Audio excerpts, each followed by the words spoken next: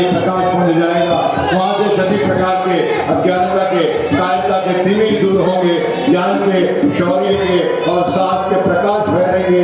इस संकल्प के साथ ये दीप प्रज्वलन हो रहा है कि कुछ रोशनी औरों को भी अता हो तो बात है, कुछ रोशनी औरों को भी अता हो तो बात है।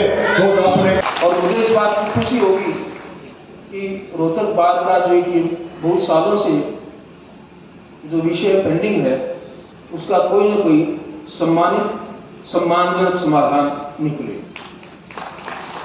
उसके लिए बार की तरफ से भी कुछ करना पड़े तो आप भी करेंगे और हाई कोर्ट भी उसमें कुछ न कुछ करेगी। ऐसी दोनों साइड से सकारात्मक भूमिका जब आती है तो उसमें कोई न कोई उसका समाधान जरूर निकल जाता है। इसके लिए जरूरी है कि हमारे पास भी बहुत अच्छा सुदृढ़ इंटीग्रेटेड कॉम्प्लेक्स हो और वो कॉम्प्लेक्स ऐसे हों।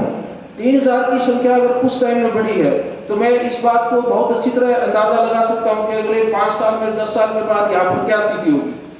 तो ऐसा इंफ्रास्ट्रक्चर बनना चाहिए जो अगले 50 साल तक कम से कम भी हमारी न्यायिक व्यवस्था में डिस्ट्रिक्ट कोर्ट कॉम्प्लेक्स की सारी सुविधाओं से सुदृढ़ हो और हमारे किसी वकील को भविष्य में भी जो आज शायद अभी स्कूल में पढ़ रहे हैं, जो बच्चे कल को हमारे साथ वकालत में यहाँ पर आएंगे, उनके लिए भी सुविधाएं उनके आने पर उपलब्ध हों। ऐसे सपने को, ऐसे एक योजना को हमें अभी से उसको लागू करने के बारे में सोचना चाहिए। तो मैं आज बार से भी ये बात अपील करूंगा कि आप भी इस बारे में सोचिए। देखिए मुझे बात ये गुवाहाटी में बोलनी पड़ी। गुवाहाटी में नई हाई कोर्ट और नई डिस्ट्रिक्ट कोर्ट एक जस्टिस सिटी शहर से 15 किलोमीटर दूर बना है। अब तो कल वो बार ने बहुत रेजोल्यूशन पास करके सब कुछ एक्सेप्ट कर लिया। वहां कुछ लोग मुझे मिले, उन्होंने कहा जी ये दूर हो जाएगा 15 किलोमीटर। मैंने उनसे एक ही बात पूछी, आप सबके पास इस हाई कोर्ट में चैम्बर है? बोले हाँ जी चैम्बर है। हमने कहा कि आपके बच्चे अगर मान लो वकालत में है तो वो अलग से चैम्बर मांगे तो उनके लिए कोई है चैम्बर? बोले जी नहीं है। हमने कहा उनके लिए कोई जगह है चैम्बर बनाने की? तो नहीं है।